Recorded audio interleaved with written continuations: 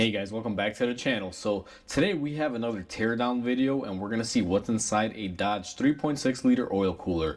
So before we go ahead and begin guys, if you guys haven't subscribed to the channel, hit the subscribe button down below. Definitely smash that like button because it helps the channel out. And with that said, let's go ahead and tear down this oil cooler and see what's inside. Alright guys, so we have our oil cooler on our bench. Now these look like they're very basic, but there's actually quite a few components to these to make them work.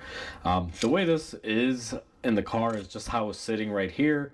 You have your oil and coolant flow and everything that goes across this, and then you also have your exchanger unit, which basically radiates the heat out and cools down the oil.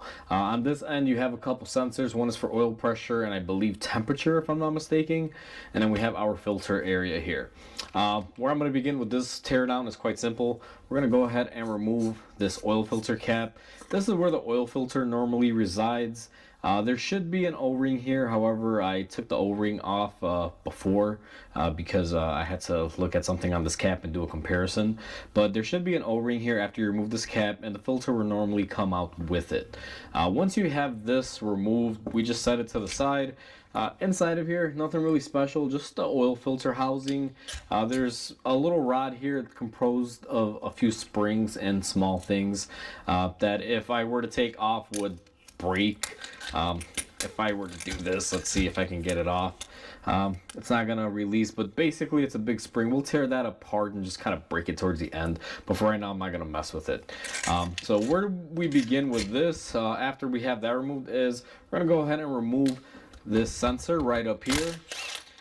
This one I believe is the coolant temperature sensor, or let me see, nope, this one is an oil temperature sensor if I'm not mistaken, and then this is going to be the pressure sensor, the one that's underneath it. So we're going to go ahead and rip these apart. Now for some of you that have to reuse these sensors if you were to replace this cooler, because I hear Dodge now doesn't sell this as a complete unit anymore with the sensors. You'd have to swap them over. One word of advice is crack these loose before you use any power tools on them, or you will spin these loose right here that are cased in the molding. You'll never get your sensor off. Now these are your typical sensors. This one is for pressure. I can tell just because of the hole in the center there. So this is our oil pressure sensor, and then this is our oil temperature sensor that's measuring the temperature of the oil. They're both really basic. This one for the oil pressure is a 3-wire setup, and we have a 2-wire setup for this one. It's a thermistor type. These are very commonly used in automotive applications. Nothing really special there, and I can't really tear down these sensors or anything that much because there's not really a whole lot in there. Now that we have that off, I'm going to start off by removing this cooler portion, which is held on by a couple T30s.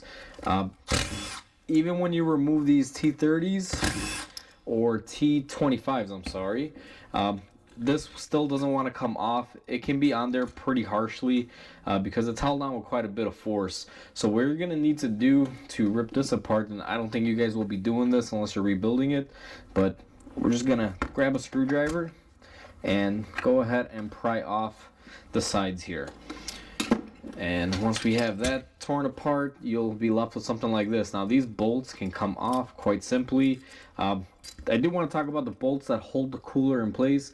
If you notice, they're encapsulated. They don't come off from this actual sleeve. Now our cooler itself, once you remove everything here, you will notice that there's not really anything more to this. It's just a big block, and your coolant and oil and everything basically flows through different channels here. Now I don't know exactly which one is which, but I'm pretty sure that coolant flows in one way and then the oil flows out the other way, and they kind of cross each other. They kind of go in between one another, if I'm not mistaken, in that type of situation. So again, it's really hard to say. I don't know if it's just oil flowing through here nonstop or if there's actual coolant flow, but coolant should be flowing through this. There's no schematic on these chambers, unfortunately. Now that we have our block out of the way and we're going to take our hardware out of the way, what we're going to need is a flathead screwdriver. Now we're going to have a few seals here. This is the oil cooler seal area right here. These have been in here for a while, I can tell, because they do not want to come off whatsoever. But let's see if we can get them to go. And these seals are really hardened up. This is possibly where it could have been leaking from. Now that isn't working for me, so I'm going to have to come over here to my toolbox, and we're going to have to get our pick, and we're going to go in here to our seal and go ahead and pull up on it. Now this is the best example of why seals fail. This thing is really stiff and hard. It's not really rubbery anymore. It doesn't really like to move around, but that is one of the seals that you'll have there. And it's also going to be followed by another seal just like it, but in a different fashion. This one's going to be more of a circular seal. You guys can see right there. And then we should have the same exact style seals here as well, just on the other side. Not to be repetitive, but since we are doing a teardown, I do want to try to tear down these units to the point where there's nothing left. And there we go, we have two of the same seals just opposing one another. And I'm pretty sure your oil flow, just to see here, let me see if this is our oil channel. So that looks like oil, and then this other will be our coolant. So the way I believe these work is oil comes in from this passage to this passage, and coolant flows from this one to this one, and vice versa. And that's how they work together. Now you guys probably saw this piece come out of here. For some reason they have like a little sliver here, or whatever this portion is. It's like a little diverter. What this looks like is just like it slows down the flow for whatever reason.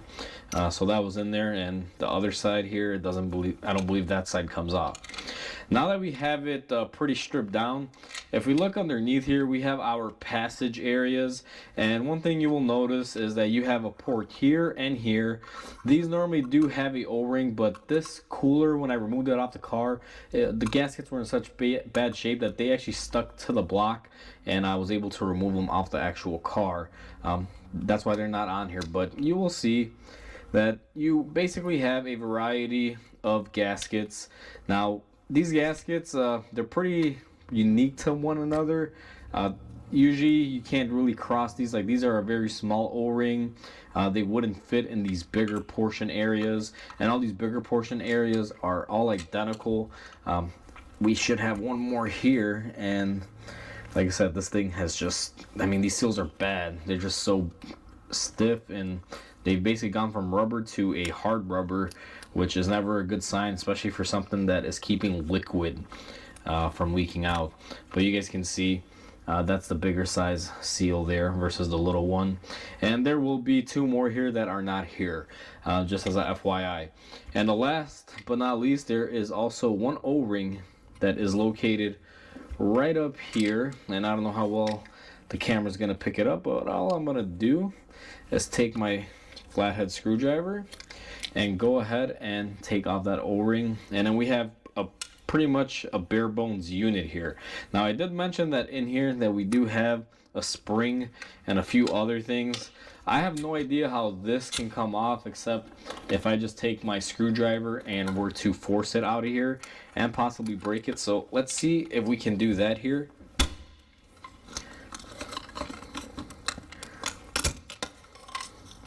So that is the stem which will guide it, and I don't know if I'm gonna be able to get in here because this is a pretty massive spring.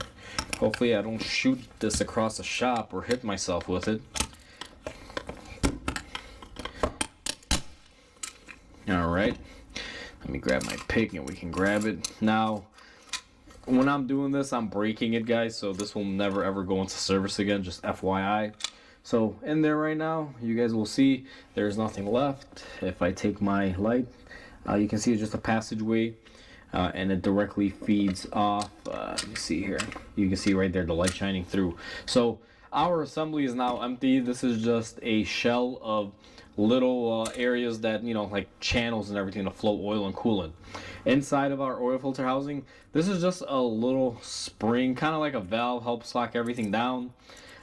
This will also, I believe they call these block off valves, if I'm not mistaken. They basically will stop the oil from draining out after the car is turned off, so that way you don't have any issues with the vehicle starting up in the morning, possibly making a knocking noise, or not having oil pressure right where it needs it. And that's what this whole spring assembly in here is. You guys will see the spring is not very strong. It's particularly on the weak side, but it's enough to stop the oil from flowing. Basically, as soon as you kick on the engine, the oil pressure will surpass the spring, open up the doorway, and allow the oil to flow through. And when you shut it off, the spring will close the doorway, keeping this chamber filled with oil. So when you start your engine in the morning, it doesn't start with a dry filter and it'll have to pressurize the whole system again. It basically holds its pressure all within. That's pretty much the basics of these. There's not a whole lot to them. I know they make a lot of rebuild kits where you can get the gaskets for the coolers that go up here and get all of these other gaskets here and rebuild them. But what I find, guys, on a lot of these, sometimes they leak because they crack. Normally you'll have somebody at a quick lube shop. You guys can tell here, this cap is a size 24 millimeter. When they put the oil filters on, they'll use a 24 millimeter, which is usually a ½ inch, and they'll crank these suckers on really tight, and they'll actually wind up twisting this oil filter housing here and potentially introduce a crack. And sometimes, you can't really fix that if that is the case. So you can replace all the gaskets you want. I know these things can be expensive. I know back in the day you could buy this whole cooler assembly with the sensors from the dealer for about 300 bucks. Last one that I called in on, they said that the sensors now come separate. They've updated the design on them, but I guess it may vary from year to year because these do have some year differences. There's some that work, I think, from 2010 up to 2015, and then 2015 and up has a different style. So you want to make sure you get the correct one. But if you buy an aftermarket one, they do make a all aluminum one that's supposed to be pretty much unstoppable from what I've heard.